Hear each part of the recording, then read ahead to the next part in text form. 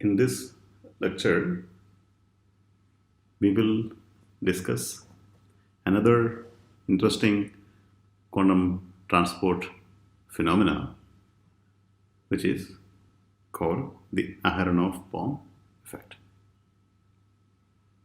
We will look into the physical reality of vector potential, how the vector potential will turn up in some kind of measurement, and what is the behavior of electrons in the magnetic field, and how you are going to see the Aharonov-Bohm effect in a measurement. Then other variations of the Aharonov-Bohm effect, the Aharonov-Bohm Spivak effect, electric Aharonov-Bohm effect, and we also will briefly discuss some of the landmark experimental observations of the Aharonov-Bohm effect. So, when we discuss the physical reality of the vector potential, what we meant is how do you observe or feel the vector potential physically or in some kind of measurement.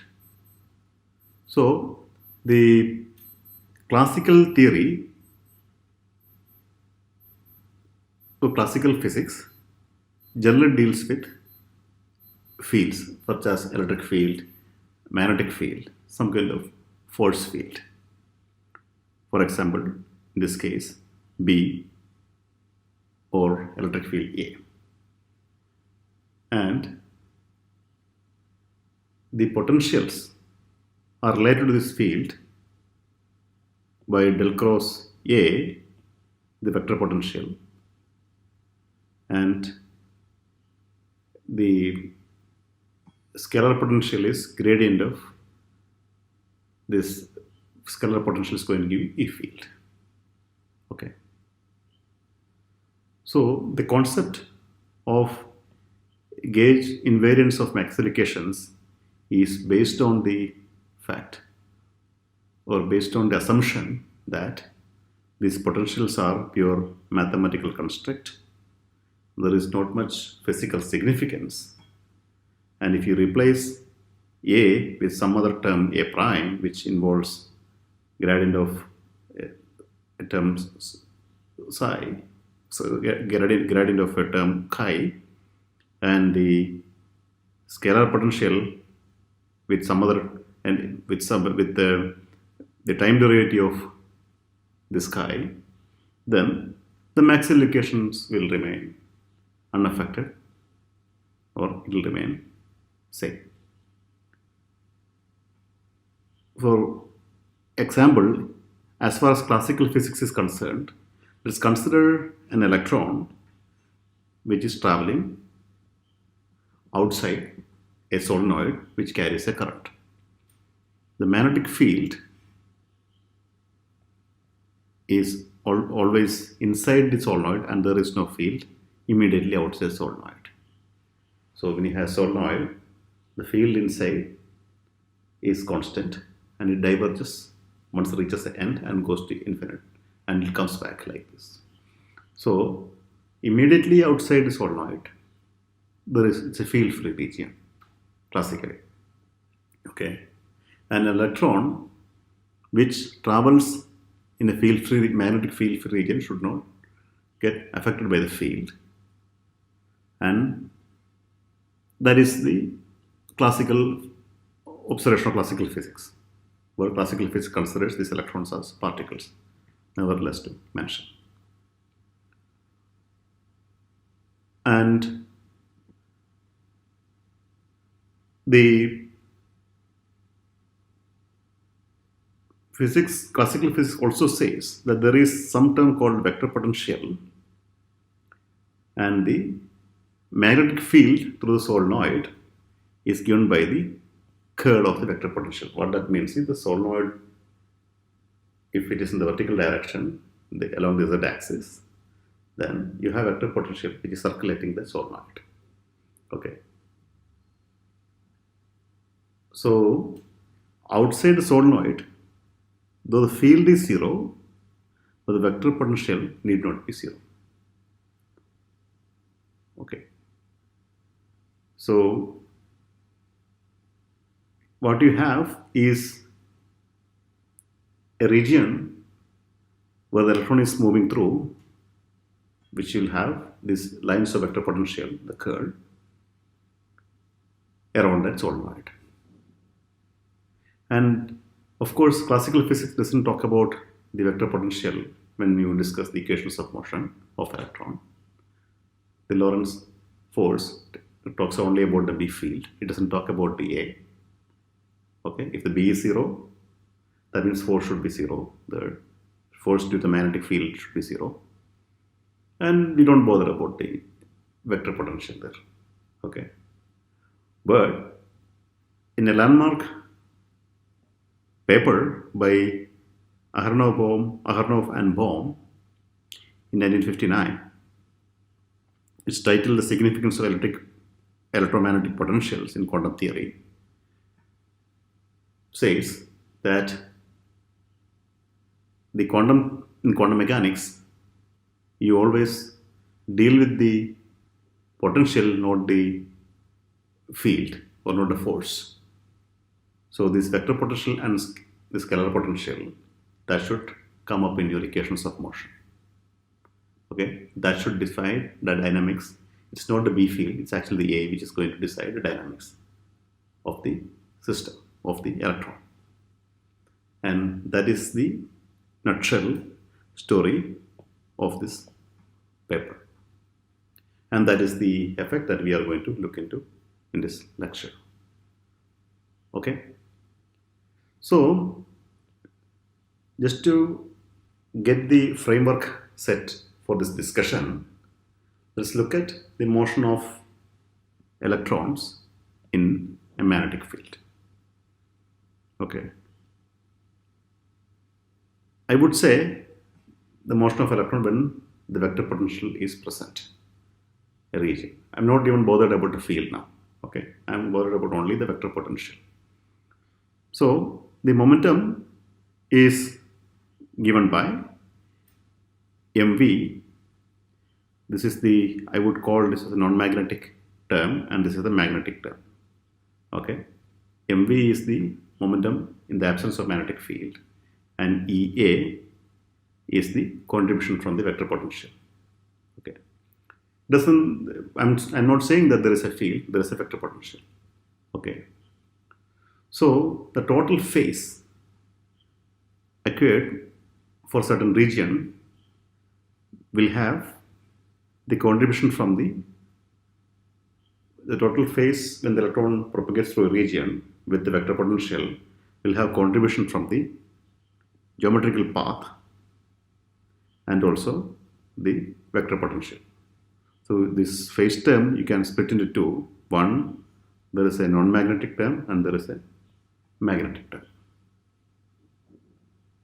And the phase shift due to the vector potential, let me call that theta A, delta theta A, that is given by E by h bar into A dot dl, where A is the vector potential and L is the path. It's a dot product. Okay. So with this premise, let us discuss the picture, the motion of electron shown in this picture here. Okay. What we have is, you have a conductor which is in the form of a ring, and the center of the conductor, there is no, this conductor is in the shape of a ring, and there is a field inside the ring, but there is no field along this path. Field is present only here. Okay. And how you apply field only that in that region, those are all technical details, which we will see how it's done when we discuss the experimental results. Okay. And you also can convince yourself, right, it doesn't really matter if, even if there is field here, it's not going to matter very much. Okay, because the effect of vector potential, the curl of the vector potential and effect of B field are slightly different on the motion. Okay, you can separate it out in an experiment. Okay. Now what I have is I have a conductor which now splits into two paths, okay, and it joins back at another junction J2. J1 splits and J2, and there are two paths L1 and L2 that you can take, that the electrons can take to reach J2 from J1. And the experiment here is you're going to apply flow a current here. You will actually measure the current which is coming out of this region. That is the experiment. Okay. Now we had discussed that this happens when the electrons propagate through this ring as waves. What that means is the quantum nature of electrons need to be preserved. Okay, so you can think this picture as a interference experiment where the electrons will split into two paths and they will join back. So psi1 here correspond to the wave function of the electron which goes around the path L1, and psi2 here correspond to wave function which goes around the path L2. Okay, so now the phase difference accumulated between J1 and J2, or when you start from J1 and reach J2, is basically given by the difference of the phase k into x1 minus x2. Okay.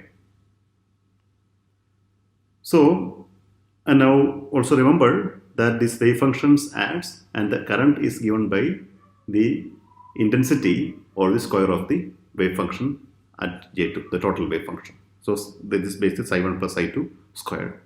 When you do that, you are going to get a term, a cross term, which is basically a cosine term into delta theta. Okay, some kind of phase difference between the two paths.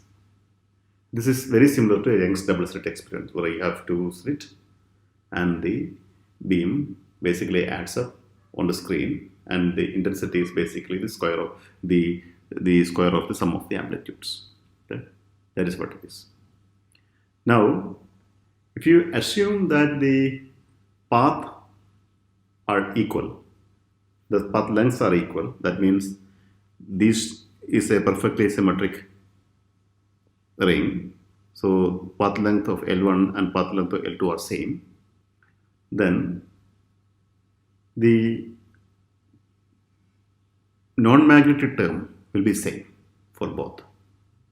Whatever the phase it has been accumulated over this and this will be same because they are traveling the same length. Okay.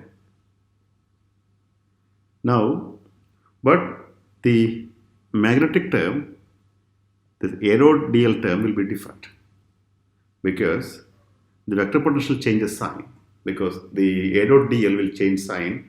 In one way, the propagation and the vector potential are in the same direction. In other half, for example, this half, if propagation here, if it is counterclockwise direction, the vector potential is in the clockwise direction. So they are different. Okay. So vector potential is a curve. So half of the circle it is parallel to the path, other half is anti-parallel to path. That means you have theta A2 and theta A1. There is a sign change. They are of the same magnitude, but the sign is different. What that means, the delta theta A, which correspond to the phase accumulated because of the vector potential, is given by A dot dl for the full path. Okay, because the sign change, you can consider it's a full path. Okay, that you can convert that into surface integral del cross A, but del cross A will be B dot S. Okay, and of course B is perpendicular plane, and what that means, B dot S is BS, okay, EH bar B as. So that is 2 pi into 5 by phi 0, because phi 0 is the magnetic field flux quantum. So the flux, the phase accumulated because of the magnetic flux enclosed is 2 pi into 5 by phi 0 by an electron in a closed path. Or if you split the path, the phase difference will be 2 pi into 5 by phi 0. That is the take-home message. Okay. Now let us see how would you observe this in transport. Okay. As I told, this is like a Young's double slit experiment, where you have electrons arriving by this path and this path, they interfere at this point. Okay. And if the quantum nature is preserved, the phase is preserved, then the phase difference will be preserved when it reaches here. What that means is the current which is going to oscillate in phi 0. That means there is a cos 2 pi phi by phi 0 term when you work out the phase difference in the previous slide. Okay.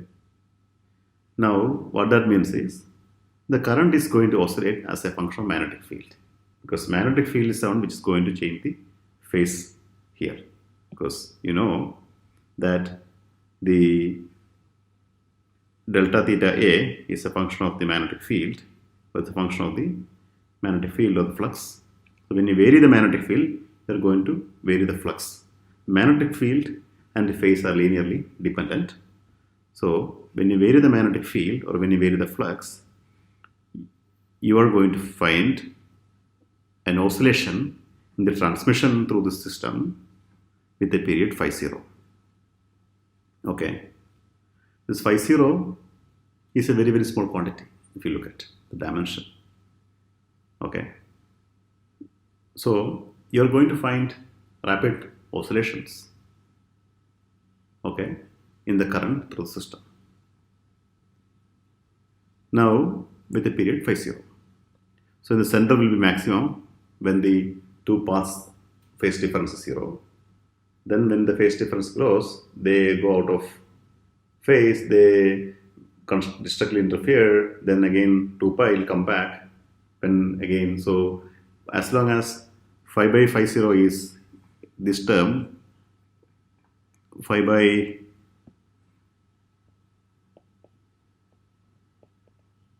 phi 0 is n, an integer, you will get peaks. Okay, that's what it's going to be. Okay, 2 pi, 3 pi, and so on. Okay, so n into 2 pi. Okay, so what you are going to see is oscillations in the current, in the transmission, and that is because of the interference of the electrons propagating through both arms, whose phase difference is varied by the field. Now this is kind of a ghost effect, because the electrons see only the vector potential, it doesn't see the field. Okay, so classically speaking, it's a ghost effect, because there is nothing happening there. Field is varied somewhere in the middle, but electrons are not traveling in the region where the field is present. It's traveling in the region where the vector potential is present, which classically it should not do anything. It's a purely quantum mechanical effect. Now you can also say that for equal paths, okay, to get a peak in the middle, the path should be equal for both arms. Okay, path length should be equal, but path length equal means they should be equal with an accuracy of half of the wavelength, Fermi wavelength, because all the transmission happens at the Fermi surface. So the Fermi wavelength is the de Broglie wavelength. So the transmission need to happen, or the transmission, during transmission, electron should not find any path difference between the two arms. So that means the length of two arms should be accurate within lambda by 4, lambda f by 2, the Fermi wavelength. Okay, but that is practically not really easy. So especially in metals, where these are really like, fraction of a nanometer. Okay, and even some of the semiconductors also it is not easy. So you always will have an offset, a reminiscent, even in the absence of the B field, you always will have a reminiscent phase difference. So the effect of that is like you're shifting you will see a shift in the fringe pattern. Okay, so you will not have a maximum at zero field because you already have a path difference and a phase difference accumulated when it travels through system because of the different lengths of the path. What that means is you will already have a destructive interference happening. So you will not have a peak. But of course, that is not the point here. The point here is you will see an oscillation. The Aharonov-Bohm effect is oscillation of the current as a function of magnetic field. Okay, in a ring-shaped conductor. That is what Aharonov-Bohm effect is. Okay. Now, this is in a nutshell, this is the physics of Aharonov-Bohm effect. Now, let us look at a slight variation of this effect with the same structure. Instead of the current going from the junction J1, this is J1, this junction is J2, you can also have a deflection. You can come back through the ring. That possibility is always there. It's a substantial possibility for that also. What that means, you have now one path going this way, and you can also have another reflection coming this way. These two paths can actually interfere. Okay, so the non-magnetic phase, whether you go this direction or this direction, is same, but the magnetic phase will be different for these two paths. Again, for the same reason of the direction of propagation versus the vector potential. Okay, so you have 2 pi by 5 by phi 0 in one case, and you have 2 pi phi minus phi 0 in another case. Okay, for these two paths. What that means is, for the reflected wave, you can have two of these reflected wave. They can interfere in the reflected direction. Okay, in this backscattering. That will have a periodicity which is defined by the phase difference of these two, that is 4 pi into 5 by phi 0. Instead of 2 pi, now you have 4 pi. That means, in this case, you will find oscillations in the reflected current, okay, IR say, but that also will vary with the field phi, but in this case the period will be phi 0 by 2 given by this condition, okay, or this condition. Okay, so this coherent backscattering will modulate the resistance with a periodicity phi 0 by 2, not phi 0. This effect is called Aharonov-Bohm Spivak, or AAS oscillation, or AAS effect. Okay, so this AAS effect and Aharonov-Bohm effect, they are actually the same side. There is one side of the two sides of the same coin. You will get both together because you always have a backscattering in the system. Question is what amount of backscattering and how easy to observe that all depends upon the details of the system or details of the device. Okay. Now there is another twin effect. It's called electric AB effect. So what you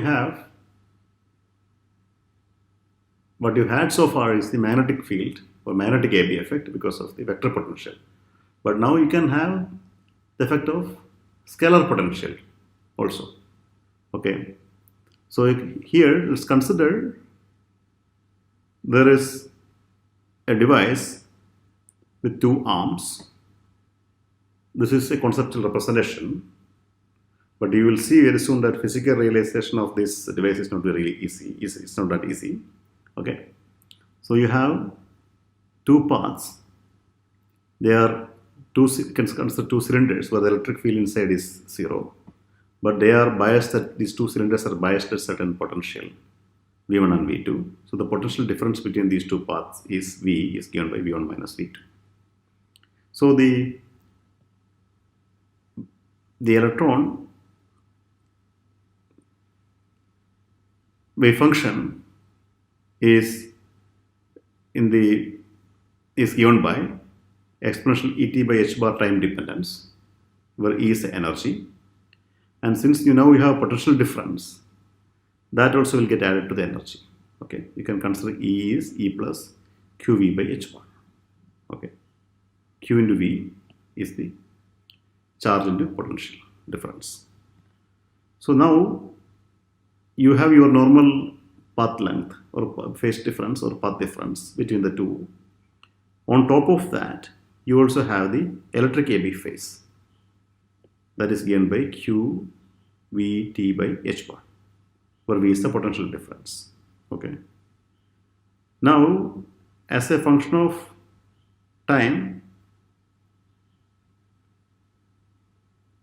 you can get oscillations in the current, or if you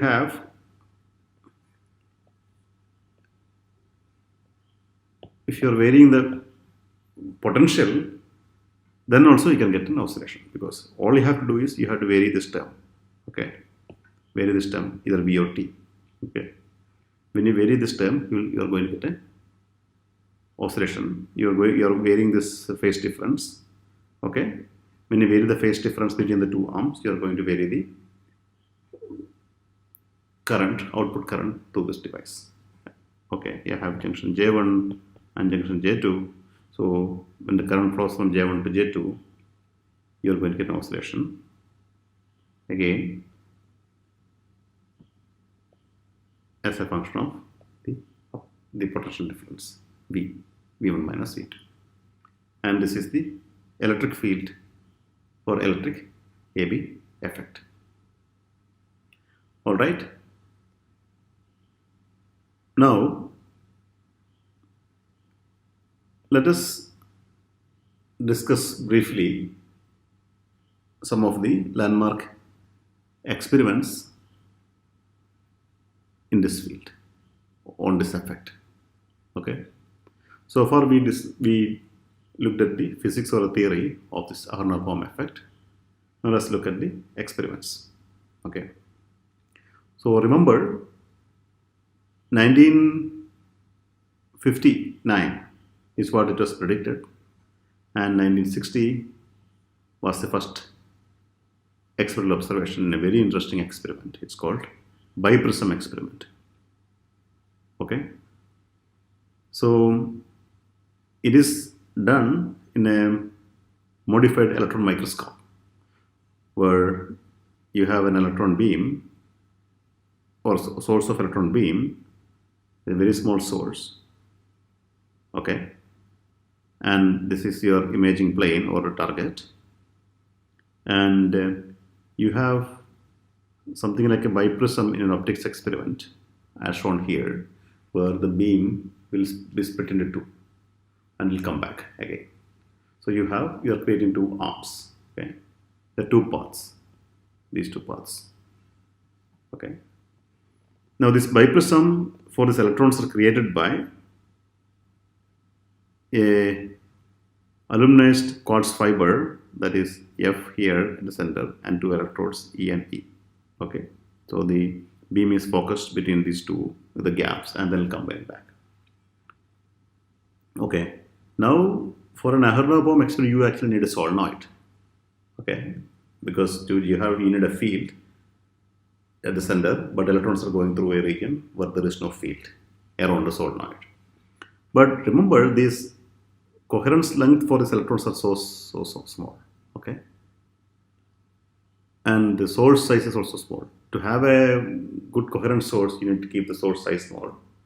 But when the source size is small, then you don't have much space to put a solenoid or anything there. But what I'm trying to say, you need something like a fraction of a micrometer, like a micrometer scale solenoid. It's very hard to make. So, but the solenoid is not the necessity. The necessity is the presence of a magnetic field there. Somehow you need to put a field region in the center, but electrons are not going through that field. But you have to make sure that there is a field. Okay. So what they have done is they did an iron whisker of 1 micrometer wide and a long 1 micrometer, thick iron whisker. Okay, it's actually ferromagnetic material which will act as a solenoid. Okay, and also they positioned this whisker in the shadow of this fiber F, so that the electron doesn't see that, electron doesn't go through that or near that. Okay. Now you have regions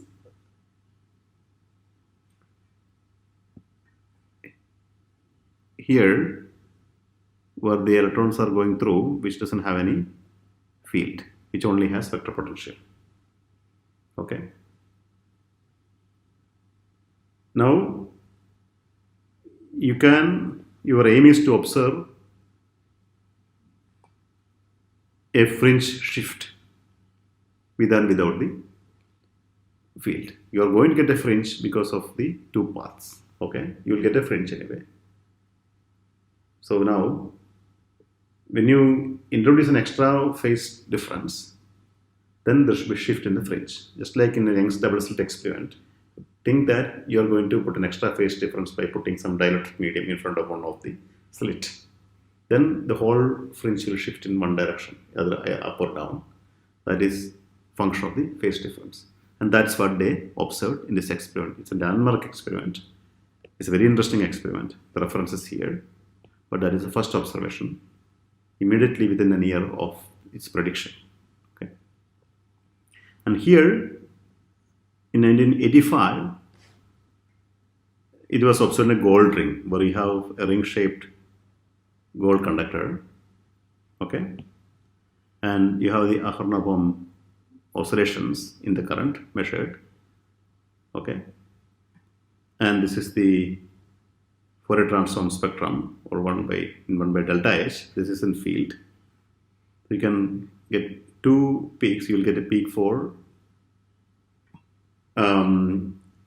H by E and H by 2E periodicity, because remember this is a ring, so you always have a backscattering also. You will have both the Aharonov-Bohm effect and the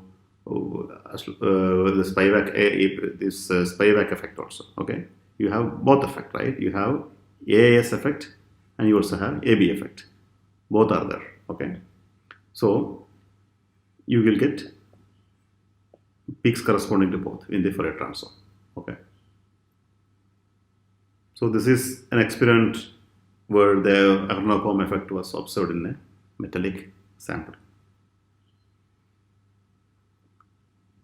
And later, more interestingly, the Aharonov-Bohm effect was observed in various other systems wherever you have phase cohorts. This is in carbon nanotube. You can think carbon nanotube, the electrons can take two paths, this way or this way.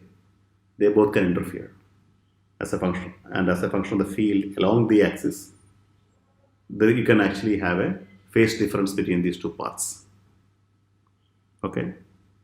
Now in this picture you have a carbon nanotube, and this is a cartoon where you are going to measure the current along the tube. You can have two spiraling paths, clockwise and anti-clockwise, and they can interfere, and you get a fringe. And you can change the phase difference between those two paths by varying the field along the axis. And that's what this is. You can see the oscillation as a function of B field. But one interesting difference here is from the Aharonov-Bohm effect in other systems, which we will discuss very soon, is this requires really high field.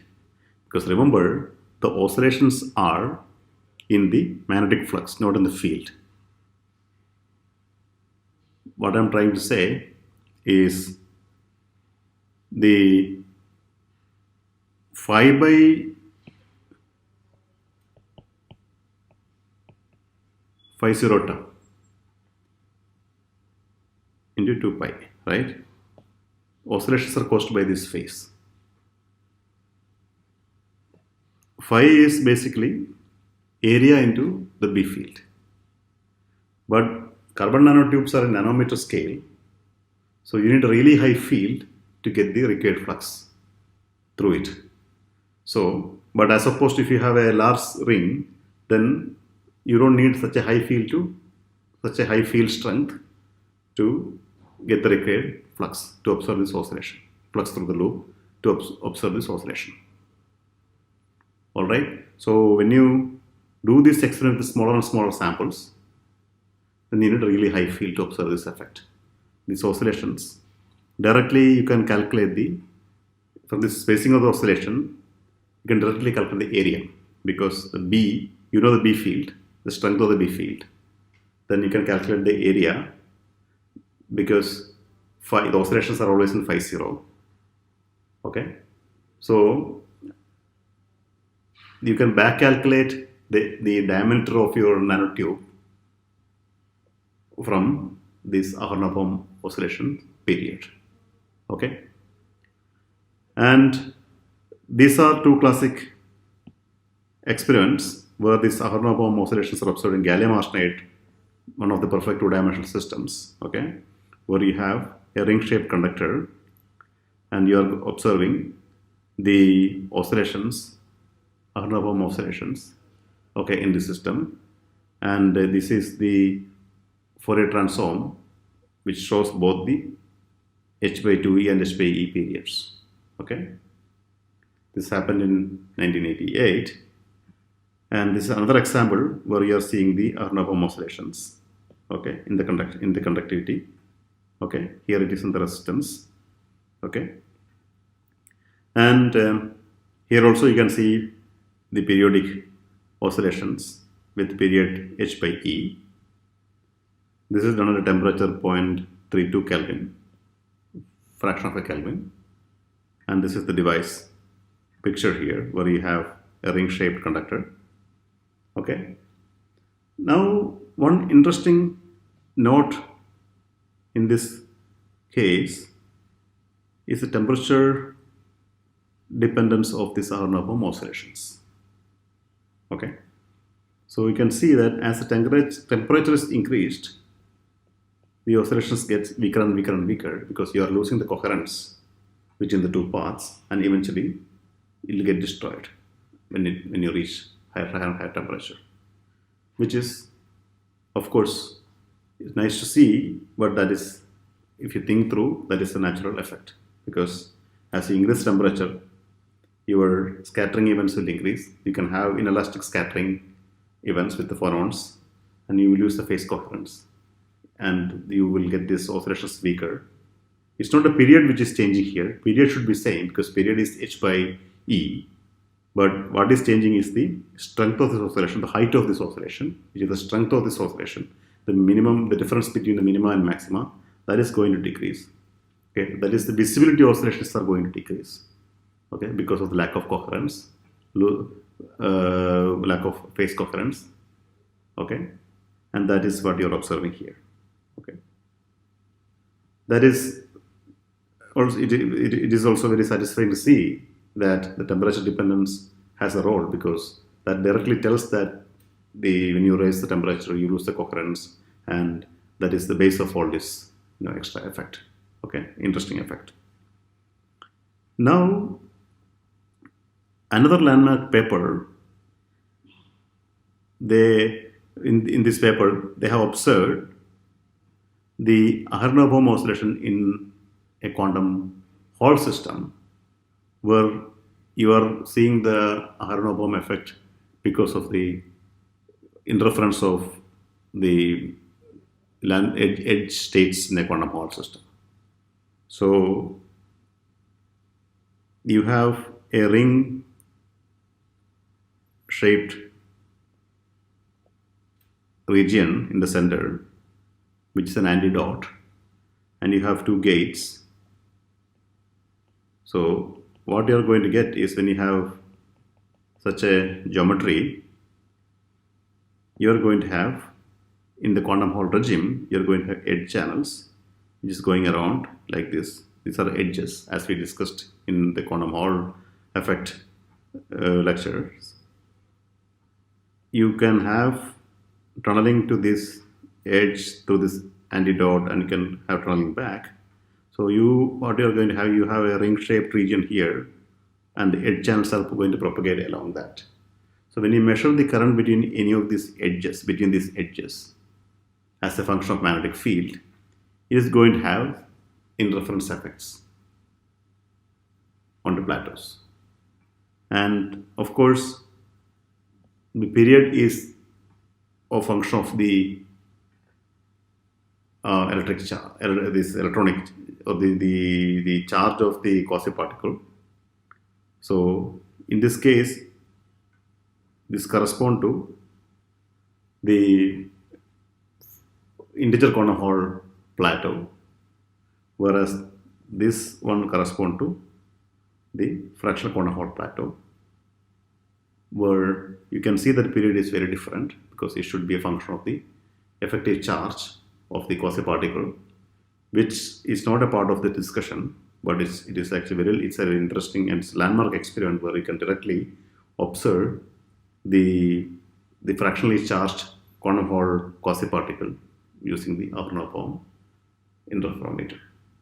Okay, so to put in a nutshell, what we have discussed in this lecture is the basics of Aharonov-Bohm effect, the interference of electron interference of electron, and the effect of a magnetic vector potential, not the field, okay, magnetic vector potential on the phase difference.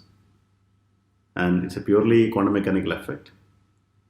This is going to give you oscillations in the current through the system, which is in the shape of a ring, as shown here or as shown here.